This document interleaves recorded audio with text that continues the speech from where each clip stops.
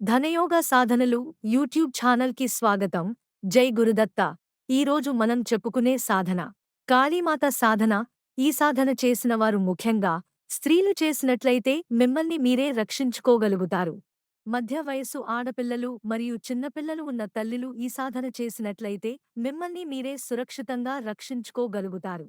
మరియు ప్రతి ఒక్క తల్లికి ఈ సమస్య ఉండే ఉంటుంది. చిన్నపిల్లలు ఉన్న ఇంట్లో చిన్నపిల్లలకి చెడుగాలి సోకడం, చెడు దృష్టి పడడం, అలాగే పిల్లలు బయటికి వెళ్ళినప్పుడు దారిలో ఉన్న మంత్రించిన నిమ్మకాయ దాటడం వలన జ్వరం రావడం, అనారోగ్యం కావడం, ఇలా తగిలినప్పుడు మిమ్మల్ని మీరే రక్షించుకోవచ్చు, రక్షణలో ఉండవచ్చు ఈ సాధన చేయడం ద్వారా. అయితే ఈ సాధన ఎలా చేయాలో ఇప్పుడు చెబుతాను.